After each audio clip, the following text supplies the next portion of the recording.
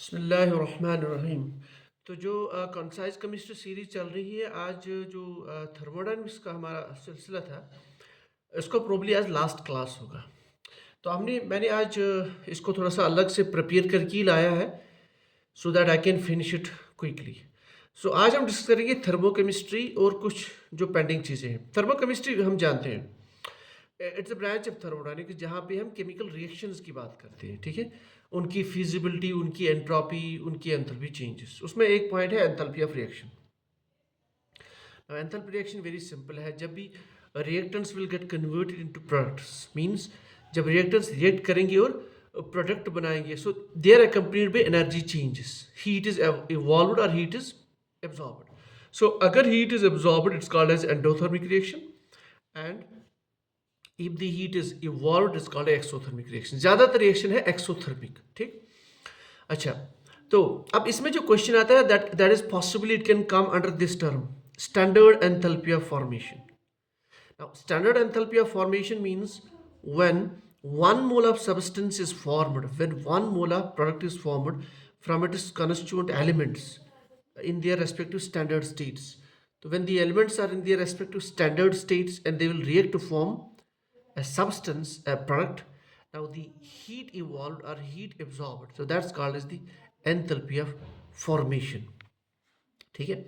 Now इसमें और एक क्वेश्चन ये है हमारे पास, एंथैल्पी ऑफ फॉर्मेशन, जहाँ से क्वेश्चन आता है enthalpy of formation of pure elements. इसको याद रख लीजिए, enthalpy of formation of pure elements is zero. जाहिर सी बात है, they are pure elements, they exist in nature as it, तो उनकी जो एंथैल्पी ऑफ फॉर्मेशन है, so that is zero because no energy is required to form them, ठीक है। तो ये क्वेश्चन आता है कि enthalpy of standard enthalpy of formation of pure elements, that is zero. For example अगर आप कार्बन की बात करते हैं, इसकी जो फॉर्म है solid form, that's called graphite, its standard enthalpy of formation is zero. Oxygen as a diatomic molecule, zero. Nitrogen, diatomic nitrogen, zero. Sodium as solid, mercury as liquid, so their enthalpy, standard enthalpy of formation, that is zero, ठीक है। एक ये concept है। Second concept is enthalpy of combustion. Combustion मतलब अगर आपके पास कोई भी फ्यूल हो, कोई भी सब्सटेंस हो, you burn this in presence of oxygen, and what are the products of this combustion, that is carbon dioxide and water. अगर इनकम्प्लीट कंबशन है, then you will see the release of carbon monoxide. और combustion is always exothermic, इसको हमें याद रखना। That is the enthalpy of this combustion is negative, exothermic, ठीक है। अच्छा, उसके बाद एंथैल्पी ऑफ न्यूट्रलाइजेशन, जहां से क्वेश्चन आता है।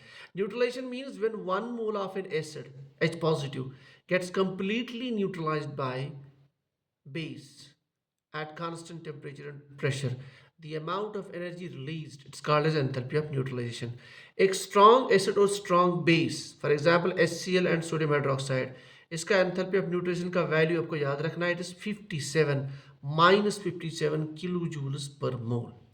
अब इसी के रिलेटेड जहां एक क्वेश्चन आता है, दैट इज अगर हमारे पास एस्टिक एसिड हो which is a weak acid and sodium hydroxide, so they will neutralise, and then but the enthalpy is less, enthalpy of neutralization is less than the strong acid strong base। why? इसका reason simply यही है क्योंकि यहाँ पे आपको ये weak acid है, you have to dissociate that weak acid. इसकी डिसोसिएशन कैसे होगी? when this energy is released, a part of that energy is utilized in dissociating that, that is why the enthalpy of neutralization of weak acid and strong base is less, it's less than 57 -57। उसके बाद और एक concept है, that is the Hess's law. इसको हम बोल सकते हैं Hess's law of constant heat submission. इसमें भी क्वेश्चन आता है कभी कभार। ये हमें बताता है क्या, मतलब आप कोई भी केमिकल रिएक्शन ले लो, if you carry that chemical reaction in a number of steps, then you count the whole amount of heat released, or you carry that reaction in the single step, then you count the heat evolved। दोनों केसों में the heat evolved will be same। For example, if carbon, that means the solid form of carbon graphite, it burns in presence of oxygen but limited supply of oxygen, ठीक। so it's called as incomplete combustion। तो incomplete combustion में हमारा product होता है carbon monoxide. फिर दूसरे step में carbon monoxide burns further to form carbon dioxide. तो हमने ये बर्निंग ऑफ कार्बन को हमने 2 स्टेप में किया, so there will be some heat evolved, ठीक। अगर इसी कार्बन को हम बर्न करते हैं in a, that means in the abundant supply of oxygen, then you will release carbon dioxide directly because this is complete combustion. तो यहाँ पे जो हीट इवॉल्व होगी, तो जो 2 स्टेप्स में यहाँ पे हीट इवॉल्व होगी, that will be same as this, so this called as Hess's law of constant heat summation. उसके बाद और एक कॉन्सेप्ट जो है that is the bond energy and bond dissociation energy. अब इनमें क्या डिफरेंस है, इस पर भी समटाइम्स क्वेश्चन आता है।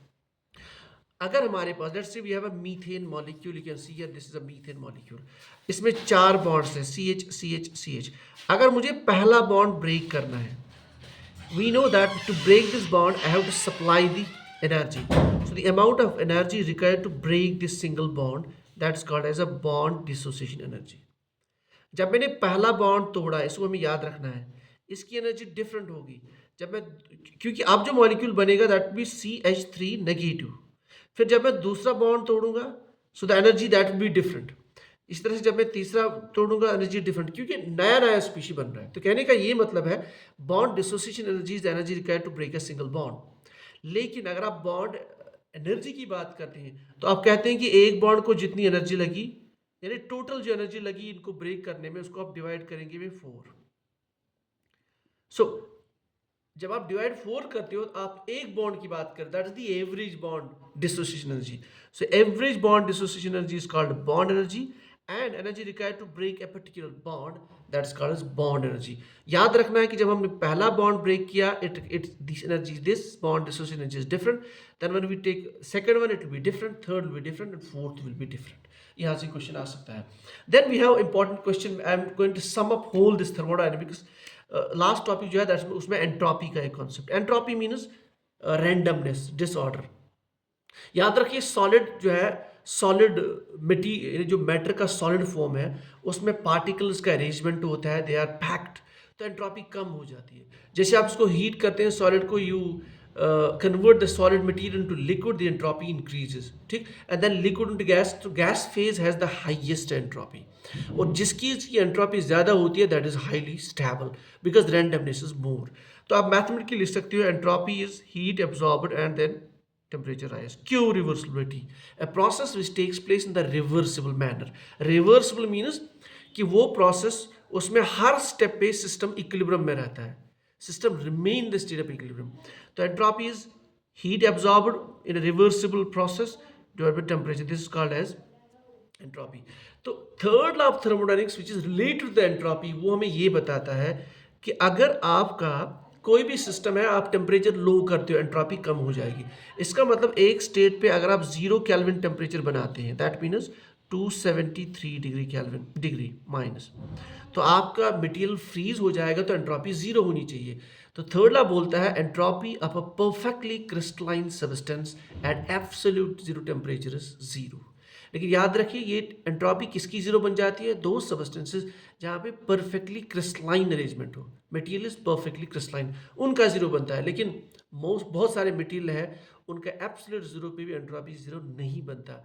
उनमें एक इंपॉर्टेंट फैक्टर होता है दैट्स कॉल्ड रेसिडुअल एंट्रोपी, यानी आपने एक मटेरियल को 0 केल्विन पे भी लिया but still it has some entropy, one of the entropies that's called residual entropy.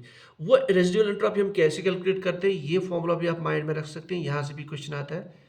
Residual entropy S is given by के नेचुरल लॉग ऑफ डब्ल्यू।